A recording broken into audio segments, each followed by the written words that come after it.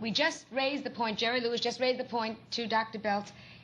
Should a parent, when it denies a child, is it doing it for the child's sake or is it doing it for the parent's sake? Well, it's a combination. The parent has rights just as does the child. They're both people, and they've got to live together.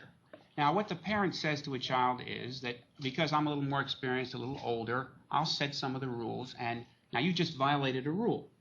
Now, as you said, some parents are afraid the child won't love them, so they keep giving anyhow, even when the child hasn't earned it. Other parents are more able to hit and say, okay, you violated a rule. I'm not talking about indiscriminate hitting. I'm not talking about indiscriminate hitting either. But it's just as effective if the parent also has the stamina and the guts, if you will, to say to the child, you can't manipulate me. You did something incorrect. You're not entitled to whatever it is you want right now. Right now, time out. Nothing else for a while till you snap out of it. Now, let me help you snap out of it because I'm responsible. I'm your parent. But you're going to get nothing for nothing. Now, that's a tough-minded parent. They're not giving in to the child. But at the same time, they're teaching that child that life is what you make out of it, what you earn out of it, and that you're not entitled to anything just because you're a child. You don't go in Social Security when you're born, but kids do. Yeah, but doctor, I maintain when a child is completely loved with whatever the formula you use to give that child a complete extension of yourself, full love, the child's information system and the child's mental capacity grows and is alive and is electric. A hug will make a child see grass. Enough love will see, the child will see what's happening to people around him.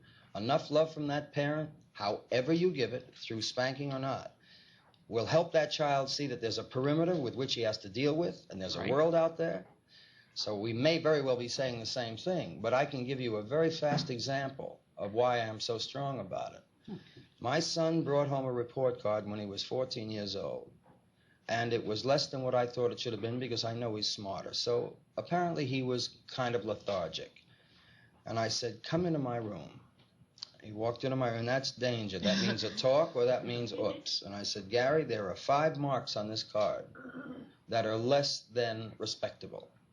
And I have a 2-inch Western belt that I wear with cowboy pants. And I took it out and I gave him a shot per grade on his bottom. And I literally put a couple of welts on his bottom. I really hit him. I hit him because I was angry. I was offended for him.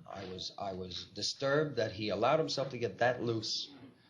And I said, now march, young man, and go into your room and stay there until I tell you to come out.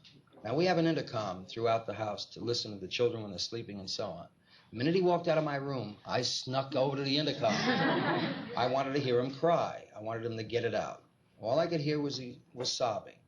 Patty ran into the room, and whenever I'm on one of the children, she hugs them. Whenever she's down on them, I'm there to hug them or to make them understand that there aren't 2 people converging on their little hearts. And I heard Gary say, after Patty said, Gary, you can cry, let it out, it's okay. Big men cry, sissies don't. He said, Mommy, do you know that Daddy is the only human being in the world that really loves me? I heard that come over that speaker. What I was listening for was to hear my son say, I hope my father dies. But I heard that. You sure it wasn't Patty? But you see, but it wasn't the act of hitting that showed you loved him. It was the act of caring. Of caring. Exactly. But you could have cared without hitting. That's the point that we make. That might very well be the case. Then we are saying the same thing. Yes, I think we are. It's just a question of the technique that you use to show you care. I maintain, Doctor, that if you are allowing yourself to look at it to such an analytical degree, the child is perceptive enough to know that you are dealing in a manner that feels a little more expedient to him for you. In other words, when I go to a synagogue as a Jew, I want to put on a yarmulke, and I want to hear the prayer as I was taught. Now we have a reform temple. I resent that. I don't like that changed. But it's expedient. That isn't for the betterment of our Jews growing up. That's expedient for those that go to the synagogue on Friday and don't want to wear a yarmulke, and they want it to be done in English. Well, I say, why not take the crucifix down and put up an ashtray? Well, no. Now, listen, I was brought up reformed. Somebody's applauding for an ashtray. Well, that's just... No, yeah. Somebody said, that's a good idea, you know? No, I don't say that the reformed is wrong, Joan. Yeah. That's fine for those that appreciate it. But I was brought up differently, and I resent that. And I believe that the resentment is motivated by the fact that I think it was created for expedience rather than what will better the religion and the training. Well, that's what I feel about being too super analytical with the approach to giving a child a smack on the bottom And you better know how to hug him later. Can I ask you one thing? Yeah. All right, now, when you say a smack on the bottom, it worked with him when he was 14, or like restraint. Suddenly, there he is. He's 18 years old, and he's a star, right? He was a big star. He was on television. Did you find it harder then to control him? If you had done that at 18, what would have happened? Wouldn't he say to you like, Dad? No, that's too late. Did you find then that you can't control him as much? No, if you did that at 18 without any track record of caring when he was in the formative years, now you're making a mistake. You have to start this at 4. You have to give them love with a smack on the bottom at 4. I'm for this. Well, wait a minute.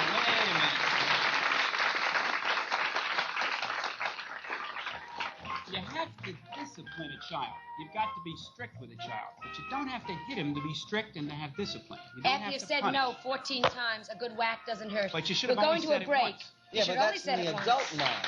No, it's in the child mind.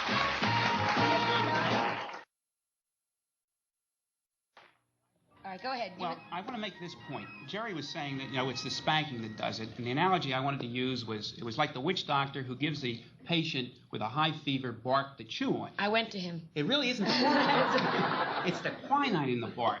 It really isn't the spanking either. It's the spanking in the context of caring, of discipline, rules, expectations, and the use of love effectively. You see, you weren't loving him when you were spanking him.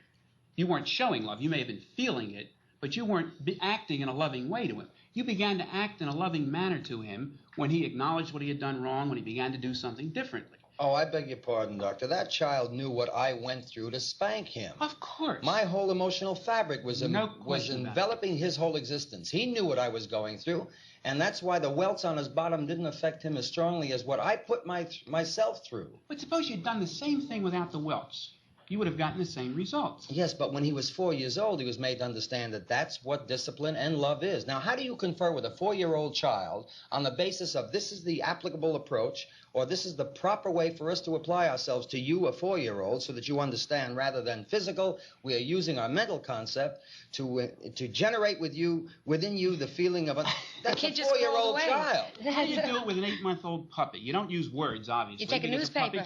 But you don't hit the puppy. Oh, you certainly do. You hit the floor. You make a loud noise. You hit the floor. I hit the puppy. You don't hit the puppy, and he's going to wet your place. You're telling me. Well, that's another thing.